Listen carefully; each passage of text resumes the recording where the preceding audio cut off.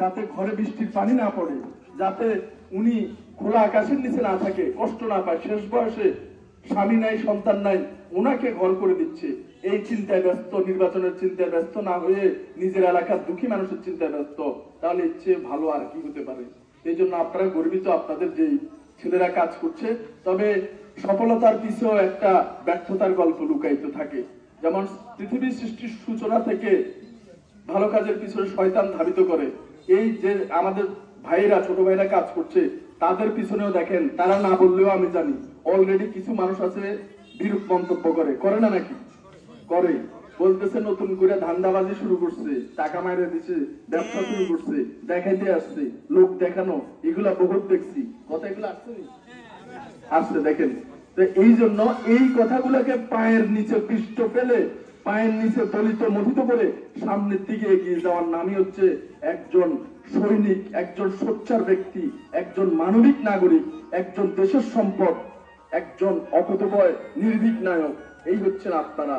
তো আপনারা এই আজে বাজে কথাকে পদদলিত করছেন বিধে আপনারা 10টি কাজ অলরেডি করে ফেলতে পেরেছেন। রিক্সা দিয়েছেন, অসহায় মানুষের চিকিৎসা দিয়েছেন, নতুন ঘর তৈরি করে দিয়েছেন, ভ্যান গাড়ি দিয়েছেন, বিবাহ উপযুক্ত মেয়েকে সহযোগিতা করেছেন। এই শীতেও আপনাদের অবদান থাকবে চাঁদপুরের মধ্যে। তাহলে আপনারা এগিয়ে যাচ্ছেন, এটাই হচ্ছে আপনাদের সফলতা। যত ব্যর্থতা আছে সব পায়ে দিয়ে পদদলিত করবেন। আর যারা আপনার বিরুদ্ধে আজকে কথা বলছে, একদিন সেই লোক আপনার সুনাম করতে বাধ্য হবে। এই কথাটা আপনারা অন্তর দিয়ে মনে রাখবেন। নিজেদের মধ্যে কোনো ধরনের শয়তান শত্রুতা সৃষ্টি করার জন্য বিভিন্ন ধরনের আপনাদের নিজেদের মধ্যে মনোমালিন্য সৃষ্টি করবে, কিন্তু সেটা কখনোই আপনারা বড় আকারে আপনাদের সংগঠনের মধ্যে টেনে নিয়ে আসবেন না। ব্যক্তিগত সমস্যা, ঘরের সমস্যা ঘরেই সমাধান করবেন, সেটা বাইরে এনে বলার কোনো সুযোগ নাই। আপনারা সবাই মিলে মিশে ঐক্যবদ্ধ থাকলে সবাই আপনাদের কাছে আসতে বাধ্য হবে, আপনাদের এই প্রশংসা করতে বাধ্য হবে। কিন্তু আপনারা যদি বিচ্ছিন্নভাবে কাজ করতে চান, তাহলে আপনাদেরকে মুহূর্তের মধ্যে অনেক অশুভ শক্তি ছিঁড়ে ফেলতে পারে। একজন মানুষ টুপি মাথায় দিয়ে হাঁটতেছে, 5 ওয়াক্ত নামাজ পড়তেছে, 2 মিনিটও লাগবে না তারা জামাত বানায় দিতে। আবার একটা লোক বঙ্গবন্ধুর চেতনায় উজ্জীবিত হয়ে, দেশের তো আসলে স্বাধীনতার সবচেয়ে বড় বন্ধু হচ্ছে আমাদের জাতির জনক বঙ্গবন্ধু শেখ মুজিবুর রহমান। তো ওনার চেতনা অন্তরে যিনি লালন ধারণ করে, ওনাকে আবার ধমক দিচ্ছে যে ক্ষমতাটা তো যাক না, তারপর দেখানো। আবার যিনি বিরোধী দলে আছেন, তিনি একটা ভালো কাজ করলে বলতেছে আর সময় তো গণাই আসছে, আর কয়টা দিন তারপরে দেখবো। এই জন্য আপনি যেই ব্যানারে যান বিপদ। তো কিন্তু একটা ব্যানার আছে নিরপেক্ষ, সেটা হচ্ছে মানবিক ব্যানার। কোনো দল নাই, মত নাই, ধর্ম নাই, গোত্র নাই, বর্ণ নাই, শুধু মানুষ সৃষ্টির সেরা জীব, আল্লাহর সেরা জীবে মানুষকে সহযোগিতা করার জন্য আপনারা সবাই ঐক্যবদ্ধভাবে কাজ করেন। আপনাদের প্রতি অনুরোধ, আপনি যদি একটু ভালো কাজ করেন, প্রথমে বলছে আল্লাহ আপনাকে অনেক বেশি ফিরে দিবে। যেমন আমরা একটু বেয়ারিশ মানুষকে খাওয়ানোর চেষ্টা করছি, আল্লাহ তাআলা এটাতে এত বেশি খুশি হয়েছে। আজকে আপনারা আমাদের দাওয়াত দিয়ে আসছেন, আপনাদেরকে আমি চিনি না, জানি না, কোনোদিন দেখিও নাই, আপনারা আমাদের কেন সম্মানিত করছেন। এখানে যে নিয়ে আসছেন, আসার পরে এক ভাই, উনিও কিন্তু বিশাল বড় লোক যে তা না, ওনার বাসায় খাবার আয়োজন করছে, খাবার না হলে মিনিমাম 30 থেকে 40 রকম আইটেম করছে। আমি ওখানে আফসোস করতেছি, মনে হয় 3 দিন থেকে শুধু খাবারের আয়োজনই করতেছিল ওনারা। এত খাবার আমি তো ওনাদেরকে বলি না, আমি কোথাও যদি লেট হয়ে যায়, হোটেলে খাইনি, কিংবা যদি কেউ খাওয়াইতে চাই বলে যে আলু ভর্তা ডাল করি না, আর কোনো কিছু দরকার নেই। কিন্তু ওনাদেরকে খাওয়ানোর কোনো কথাই ছিল না। এই 4টার সময় আমি মনে করছি আর খাওয়া লাগবে না, নাস্তা রাস্তা করে বিদায় নিয়ে চলে যাবো, কিন্তু জোর করে নিয়ে গেছে। নিয়ে দেখি 30 থেকে 40 রকম খাবার। তো এই খাবার কি আমি ওনাদেরকে বলছি তৈরি করতে? আপনারা বলেন, বলছি বলি নাই? খাবার কে এগুলা কার পক্ষ থেকে আসছে বলেন? বলেন না, জোরে বলেন, কার পক্ষ থেকে? আল্লাহর পক্ষ থেকে। তো আপনারা যদি মানুষের কল্যাণে চিন্তা করেন, আল্লাহ আপনার কল্যাণের জন্য চিন্তা করবে। আপনি যদি মানুষের ক্ষতির জন্য চিন্তা করেন, আল্লাহ আপনার ক্ষতি করেই ছাড়বে, চিন্তা করবে না। তো এই জন্য ভালো কাজের প্রতি আপনারা এগিয়ে যান। আমি চেষ্টা করেছি যে আল্লাহ, যে মানুষটার কোমর থেকে পা নাই, এই মানুষটার হাঁটা দেখে আমার দুঃখ লাগে, যে নিজের বাচ্চাকে কোলে নিতে পারে না, বাথরুমে যাইতে পারে না, বাজারে যাইতে পারে না, মানুষটাকে ল্যাংড়া লুলা কত কিছু বলে, কষ্ট মানুষটার।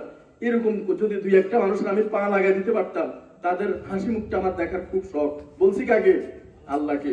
তো সেই আল্লাহ আমাকে দিয়ে অলরেডি আজকে সকালে ভিডিও গেছে মানবিক শকত পেজে, 543টা পা অলরেডি হয়ে গেছে, দিয়ে দিয়েছি এই কয়েক বছরে। তাইলে টার্গেট আমাদের 1000 ফিল আপ করবো দ্রুত।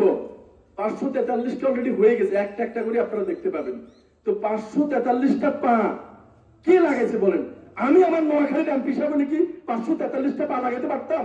বছর মানেন না, পারতাম না।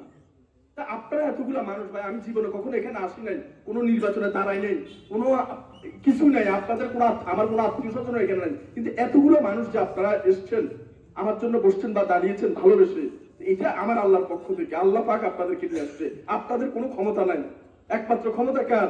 আল্লাহর। আল্লাহ নিয়ে আসছে। তো এই যে ভালোবাসাটা দেখেন, আপনি যা চাইবেন তাই পাবেন। যদি বলেন আমি এমপি হব, আপনি মরার আগ পর্যন্ত চেষ্টা করেন কোনো একটা দলের সাথে থেকে, আল্লাহ অবশ্যই আপনার স্বপ্ন পূরণ করবে। আপনি যদি আপনার সন্তানকে ম্যাজিস্ট্রেট বানাতে চান, সবকিছু ছেড়ে ছেলের পিছিয়ে ইনভেস্ট করেন, ভালো লেখাপড়া করেন, সে ম্যাজিস্ট্রেট ঠিকই হয়ে যাবে। শুধু সময় এবং ধৈর্য, আল্লাহ পাকের ওয়াদা সত্য। তো এই জন্য আপনি যা চাইবেন তা হবে। আমি আল্লাহর কাছে চাইছি 1-2টা পা লাগিয়ে দিতে পারে কিনা, কিন্তু আল্লাহ আমাকে দিয়ে 543টা আজকে সকাল পর্যন্ত শেষই করে ফেলছে। তো এটা আমাদের জন্য একটা অনেক বড় প্রাপ্তি পাওনা, যে আমরা যদি সহি নিয়ত অন্তর থেকে শুরু করি, পূরণ করার বাকি দায়িত্বকার আল্লাহ। আমার আর আপনার একটা কদম ফেলানোর সময় নেই। এই বক্তৃতা দিতে গিয়ে অনেক লোক ঘুরে পড়ে দুনিয়া থেকে চলে গেছে, তাইলে আমি যে বক্তৃতা শেষ করে এক কদম দেবো এই সুযোগটা নাই। এই জন্য আপনারা সবাই যার যার জায়গা থেকে ভালো কাজগুলোকে উৎসাহ দিবেন। ভালো কাজকে উৎসাহ দিলে, যেমন বিশ্বের উন্নত দেশে চাকরি নিতে গেলে, উন্নত দেশে জাপানে, চীনে, জার্মানিতে, সুইজারল্যান্ডে জিজ্ঞাসা করে তুমি কি মানবিক কাজ করছো, সামাজিক কাজ করছো, স্বেচ্ছাসেবী কাজ করছো? আর আমাদের দেশে জিজ্ঞাসা করে তোমার মামা কি করে? মামা কি ব্যাংকে থাকে নাকি কোন দরবারে থাকে? ব্যাংকে মানে টাকা, আর দরবারে মানে উচ্চ পর্যায়ে কে আছে? মামা ফোন করে দিলে চাকরি হবে, আর স্যান্ডেল ক্ষয় করে ফেলার লাভ হবে না। এই জন্য এই মূল্যায়ন করার জন্য আমাদের এই ভালো কাজগুলোকে মূল্যায়ন করতে হবে। যেমন এবারের নমিনেশন পেপারে বিভিন্ন দল থেকে নায়িকা দেখলাম, গায়িকা দেখলাম, নর্তকী দেখলাম, তারপরে যাই টিকটকার দেখলাম, কত কত লোক দেখলাম নমিনেশনের জন্য দৌড়াইতেছে। কিন্তু আমাদের মানবিক পর্যায়ের কোনো মানুষ যদি ওখানে যায়, তাহলে তো এটা আমাদের জন্য একটা বিশাল সাপোর্টেড। মানবিক কাজ নিজে করে, মানুষকে করায়, উৎসাহ দেয়। আমরা স্বপ্ন দেখি কোনো একদিন 1980 সালে হইলেও, 2080 সালে হইলেও, এখন তো 2000 কত সাল, 23 সাল, আমরা স্বপ্ন দেখি আমরা বেঁচে না থাকি 2080 সালে হইলেও নেতৃত্ব দিবে, দেশ চালাবে কোনো একজন মানবিক মানুষ, অন্তরটা মানবিকতায় ভরা। 2080 সালে আমরা চলে যাব। আমরা সেই পথটা তৈরি করে দিতে চাই, যে কোনো একটা সময় মানবিকতা আমাদের বাংলাদেশ, পৃথিবীর অন্যান্য দেশ আমাদের দেশকে দেখাবে যে বাংলাদেশকে দেখো। মানবিকতার যদি প্রশ্ন উঠে, আমাদের বাংলাদেশকে দেখাবে যে দেখো, বাংলাদেশের দিকে দেখো। তো আমরা এরকম হতে চাই। কোনো একটা ঘরে গর্ভবতী মা কষ্ট পাচ্ছে, আপনারা যুবক ভাইরা যারা আছেন, দৌড়াইয়া সিএনজি দিয়ে আপনি বা কোন একটা গাড়ি দিয়ে গর্ভবতী মাকে হাসপাতালে পৌঁছে দেন।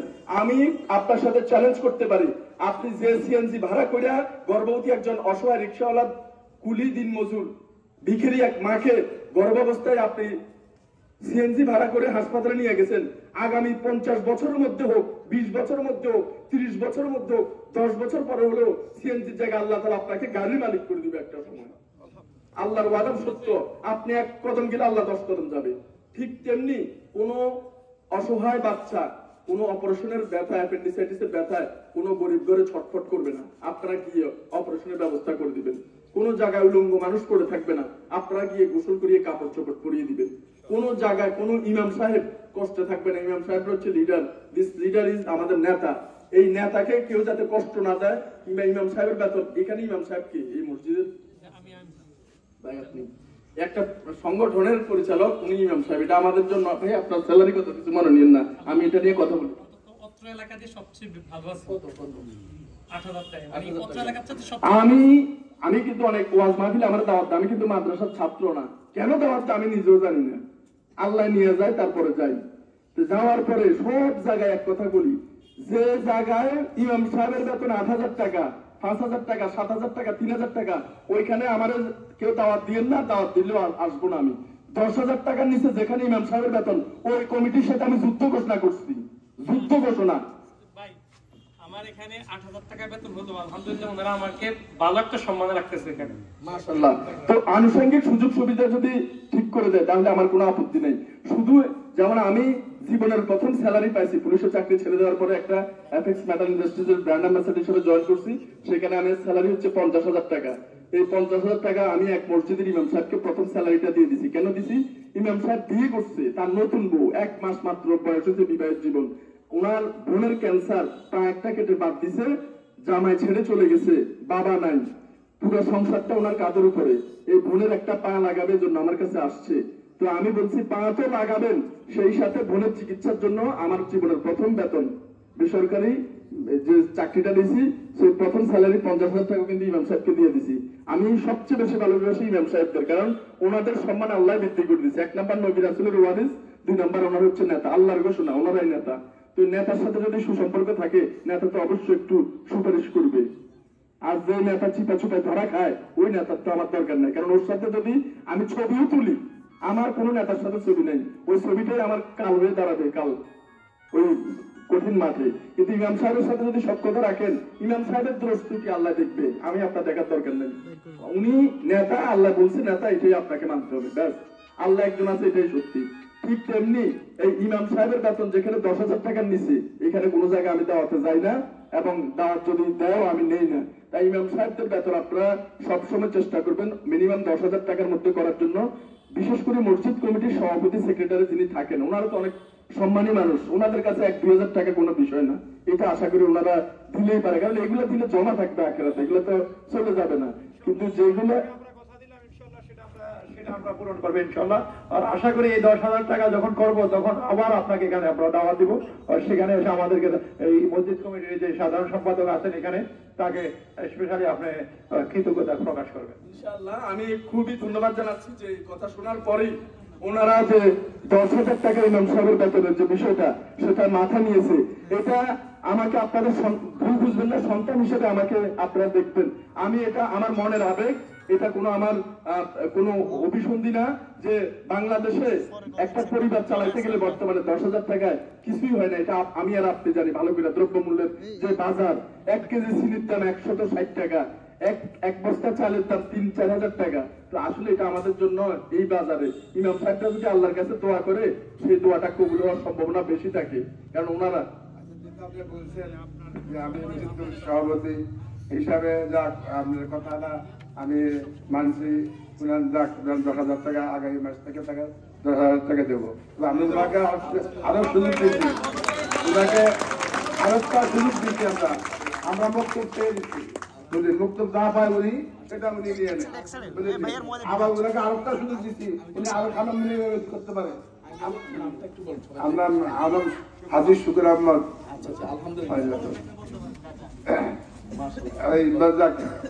বলছেন আর আমরা, আপনি যা বলছেন, আমরা আসলে ওদের সাথে সহযোগিতা করবো। আসলে আমরা, ওরাও আমার সাথে আগে আসে না, দেখতেছি না আছে, ওরাও আমার সাথে আগে আসে না। আজকে কিন্তু ওরা আমার সাথে মোটামুটি সকালে উঠেছে, উঠে আমাদের বলছে থাকার জন্য।